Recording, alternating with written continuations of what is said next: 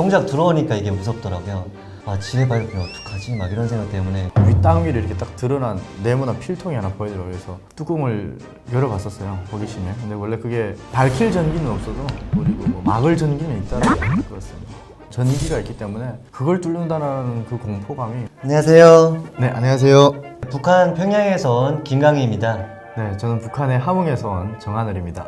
DMZ를 넘어서 탈북하게 되었습니다. 그리고 지금 하고 있는 일은 유튜브 활동을 하고 있습니다. 저도 동일하게 2012년에 탈북을 했고요. 그리고 DMZ를 넘어서 왔습니다. 현재는 강유 씨랑 같이 북시탈 채널을 운영하고 있습니다. 탈북자가 발생하면 타살을 하든가 잡으라고 교육을 하는 거죠. 솔직히 최전방 부대는 탈북자 잡는 것보다는 간첩 투입하는 걸 잡고 적을 살피는 그런 임무를 수행하는데, 간혹가다 탈북자 그리고 탈북하려는 사람이 생기면 총을 난세도 된다 이렇게 교육하지 않나요? 들어오는 뭔가 움직이는 물체가 이렇게 뛰면 서지하는 걸 쏜다라는 그런 경고 구령을 먼저 내리게 되었습니다. 근데 만약에 그것에 불응하면 그냥 바로 사격해도 그것에 대한 책임을 따지지 않는다라고 교육을 받았죠. 저는 옆에 부대에서 있었습니다. 친구는 군인이었어요. 안타깝게도 잡혔습니다. 성공을 못했고요. 바로 그 새카만 승용차가 와서 실어갔습니다. 그 친구는 철책을 아예 넘지 못하고 잡혔습니다. 저 같은 경우에는 추격조가 전혀 없었습니다. 한 명도 없었고요. 총을 저한테 쏘거나 그런 상황도 없었습니다. 저는 추격전은 안 붙었는데 군인들이 저를 발견하고 총을 쐈었습니다. 그래서 AK 총탄 12발이 제 머리 1m 위로 날아가는 그런 아찔한 상황이 있었고요. 그리고 다음날 아침에 추격조가 붙었다고 하더라고요. 저는 몰랐었습니다. 근데 우리 대한민국 장병들이 나중에 저희 유튜브를 막 보고 인스타 DM으로 이렇게 왔더라고요. 다음날 군견 끌고 이렇게 북한 군인들이 나왔었다라고 얘기를 하더라고요.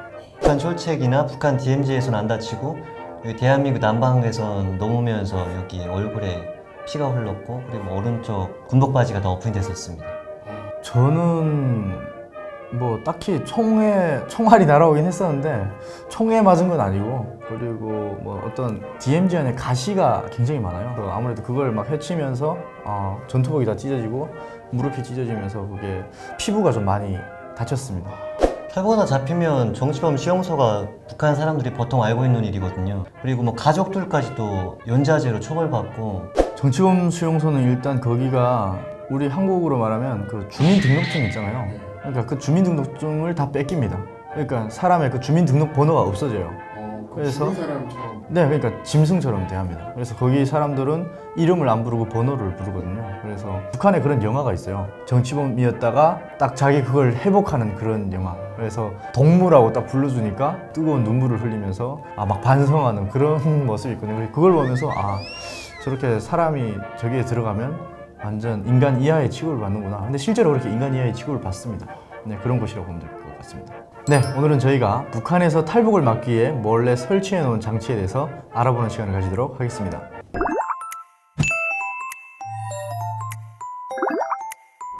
첫 번째는 고압전선입니다. 고압전선이 원래 민경철책이랑 법영철책이 있더라고요. 하늘씨 같은 경우에는 감시근으로 올라가는 성원이었기 때문에 철책을 하나만 넘었었죠. 근데 저 같은 경우에는 뒤에서 다 나왔기 때문에 민경철책, 법영철책을 다 넘게 되었었습니다. 그래서 종기가 계속 흐르는 건 아니에요. 가끔 가다가 상시적, 그러니까 임의 순간에 넘기 때문에 그게 전기가 흘렀으면 저는 못하고 죽었겠죠, 거기서. 근무섬에서 저는 항상 봤었습니다. 근무섬에서 거기에 멧돼지가 걸려서 죽는 것도 봤었고요. 그리고 뭐 저희 분대장도 근무서다가 발 헛디뎌가지고 거기 굴러 들어가서 죽지는 않았고요. 철책에 한 1m 정도 남겨두고 딱 멈췄어요. 그래서 막 엄청 욕하면서 일어나가지고 화풀이를 저희한테 해가지고 지가 잘못해놓고 막 그랬던 기억도 있었고요. 그리고 사고로 이렇게 또 죽었던 군인들도 있습니다. 근무 그 안에 철책에 발자국 자리를 남기게 하기 위해서 라인을 띄우거든요. 근데 그게 다 수작업이에요. 곡괭이나 호미 같은 거 들고 들어가서 이렇게 쫙 긁어야 되는데, 그런 작업하러 들어가는데 갑자기 전기가 들어와서 그 대검에 무기가 이렇게 닿아가지고 즉사한 그런 사람들도 있고 그런 게 있습니다. 네. 저는 그게 태풍이 불어가지고 다 파괴된 틈을 타봤습니다. 네. 멧돼지는 그냥 바베큐도 됩니다. 타거든요. 반 정도는 타요. 그래서 그걸 저희가 사단에 보고해서 전기를 끄고 그 돼지를 가져다가 먹거든요. 그래서 그게 좀 걸리면 좀 좋았습니다. 근데 멧돼지가 그렇게 맛은 없었지만 그래도 북한 군인들이 고기를 먹을 수 있다라는 그것이 굉장히 좀 좋은 부분이었죠.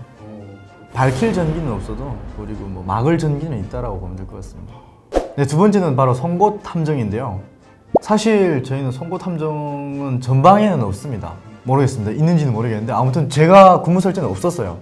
중국을 거쳐서 오신 분들의 말에 의하면 중국 쪽에는 그런 성판이 많이 박혀 있다고 하더라고요. 송곳 이런 판자에다가 이렇게 박아가지고 그걸 밟으면 굉장히 치명상을 입을 수 있는, 그리고 아니면 함정을 이렇게 몰래 파놓은 게 있는데 빠지면 거의 뭐 출혈을 많이 해가지고 도망치기 어려울 정도로 그런 게 장애물들이 좀 많다고 하더라고요. 전방에는 탈북하는 사람들을 거의 볼 수 없을 만큼 굉장히 드물기 때문에 이런 송곳 함정? 네, 저는 저희 부대도 없었어요, 이런 건. 그러니까 그런 부분은 군인들이 항상 눈 뜨고 지켜야 되고 전기가 있기 때문에 그걸 뚫는다는 그 공포감이 어마어마하죠. 네, 세 번째는 바로 가시철조망인데요. 탈북하면서 철조망이 3개 있어요. 이렇게 5m 정도의 그 사판이라고 하는 지역이 있는데 거기에 제일 먼저 있는 게 2200볼트가 있고 220볼트의 철조망이 있고 2200볼트의 철조망이 있고 그 다음에 이렇게 가시철조망이 있어요. 그 사이가 대략 한 요 정도? 한 1.5m에서 한 2m 정도 되는데 제일 마지막에 가시철조망을 넘어야 되는데 저 같은 경우에는 전봇대가 있거든요. 그래서 그 전봇대를 타고 넘었던 기억이 있습니다. 그래서 살짝 좀 긁히긴 했었는데 손이 좀 아프긴 했었는데 그렇게 막 피 나거나 막 그 정도까지는 아니었던 것 같습니다. 그래서 그 아마 가시철조망에 걸렸으면 전투복이 찢어진다거나 아마 이 피부에 걸렸으면 찢기거나 했겠죠. 근데 저는 이 기둥을 타고 넘었기 때문에 다행히 다치지는 않았습니다. 발과 손을 이렇게 사이사이 좀 잘 잡고 넘어야지, 안 그러면 그게 아무래도 가시철조망을 연결해주는 그런 전봇대이기 때문에 그 사이사이에 가시가 좀 있긴 해요. 그래서 그걸 좀 잘 피해서 이렇게 넘었던 기억이 있습니다. 2.5m 정도 되지 않을까요? 네, 제가 봤을 때 한 2.3m 굉장히 네. 좀 높았어요. 그냥 뛰어서는 넘을 수 없는. 네, 맞아요.